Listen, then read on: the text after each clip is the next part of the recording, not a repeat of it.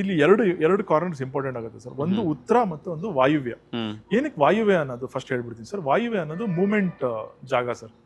ಅಂದ್ರೆ ಇವಾಗ for example ಒಂದು ಎಂಪ್ಲಾಯ್ ಇದಾನೆ ಅಂದ್ರೆ ಅವ್ನಿಗೆ ಪ್ರಮೋಷನ್ ಸಿಗ್ಬೇಕು, ಆ ಥರ ಗ್ರೋತ್ ಸಿಗ್ಬೇಕು. ಅದೇ ಥರ ಒಂದು ಬಿಸ್ನೆಸ್ ಮ್ಯಾನ್ ಆಗಿದ್ದಾರೆ ಅಂತಂದ್ರೆ ಅವ್ರಿಗೆ ಬಿಸ್ನೆಸ್ ಅಲ್ಲಿ ಮೂವ್ಮೆಂಟ್ ಆಗಬೇಕು ಅನ್ನೋದು ಇರುತ್ತೆ.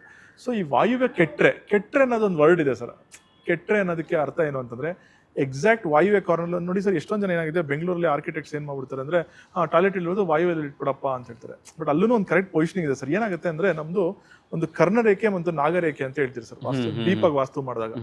ಸೊ ಏನಾಗ್ಬಿಡುತ್ತೆ, ಆ ಕರ್ಣರೇಖೆ ಇಲ್ಲ ನಾಗರೇಖೆ ಮೇಲೆ ಆ ಟಾಯ್ಲೆಟ್ ಬಂದ್ಬಿಡ್ತು ಅಂತಂದ್ರೆ ಆ ವಾಯುವ್ಯಲ್ಲಿ ಇರ್ಬೋದು ಸರ್ ಟಾಯ್ಲೆಟ್, ಬಟ್ ಅದಕ್ಕೊಂದು ಪೊಸಿಷನ್ ಇದೆ ಸರ್. ಆ ರೇಖೆಗಳ ಮೇಲೆ ಬರಬಾರ್ದು. ಆ ರೇಖೆಗಳ ಮೇಲೆ ಬಂದ್ರೆ ಆ ಜಾಗ ಕೆಡುತ್ತೆ ಅಂತ ಅರ್ಥ. ಯಾವಾಗ ಜಾಗ ಕೆಡುತ್ತೋ ಮನೇಲಿ ಮೂವ್ಮೆಂಟ್ಸ್ ಇರಲ್ಲ, ಪ್ರಮೋಷನ್ಸ್ ಆಗೋದಿಲ್ಲ, ಡಿಪ್ರೆಷನ್ಸ್ ಕ್ರಿಯೇಟ್ ಆಗುತ್ತೆ ಅನ್ನೋದು ಇಂಪಾರ್ಟೆಂಟ್ ಸರ್. ಅದಕ್ಕೆ ಸರ್ ಒಂದು ಕರಿಯರ್ ಪ್ರಮೋಷನ್ ಇದಕ್ಕೆ ಗ್ರೋತ್ ಮೇಲೆ ಎಫೆಕ್ಟ್ ಆಗುತ್ತೆ ಅಂತ. ಅದೇ ತರ ಆಬ್ವಿಯಸ್ಲಿ ಉತ್ತರ ಸರ್. ಎಷ್ಟು ಉತ್ತರ, ಇವಾಗ ಎಷ್ಟೊಂದು ಜನ ಅವಾಗಲೇ ಹೇಳಿದ್ನಲ್ಲ, ಅಕಸ್ಮಾತ್ ನಿಮ್ಗೆ ಏನಾದ್ರು ಕರಿಯರ್ ಪ್ರಮೋಷನ್ ಆಗ್ತಾ ಇಲ್ಲ ಅಂತ ನೋಡಿ 90% ಕೇಸಸ್ ಅಲ್ಲಿ ಉತ್ತರದಲ್ಲಿ ಟಾಯ್ಲೆಟ್ ಇರುತ್ತೆ ಸರ್ ಅವ್ರ ಮನೇಲಿ. ಸೊ ಆದಷ್ಟು ನೀವು ಆದ್ರೆ ಮನೆ ಚೇಂಜ್ ಮಾಡ್ಕೊಳ್ಳಿ, ಇಲ್ಲ ಟಾಯ್ಲೆಟ್ ಬಗ್ಗೆ ಯಾರಾದ್ರೂ ಒಳ್ಳೆಯವ್ರನ್ನ ಕರೆಸಿ ಅದನ್ನ ಏನ್ ಮಾಡ್ಬೇಕು ಅಂತ ಡಿಸ್ಕಸ್ ಮಾಡ್ಕೊಂಡು ಅದನ್ನ ಇಂಪ್ರೂವ್ಮೆಂಟ್ ಮಾಡ್ಕೊಳ್ಳಿ. ಡೆಫಿನೆಟ್ಲಿ ಎಲ್ಲೋ ಒಂದ್ ಕಡೆ ಆ ಬ್ಲಾಕೇಜಸ್ ಕ್ಲಿಯರ್ ಆಗುತ್ತೆ ಸರ್.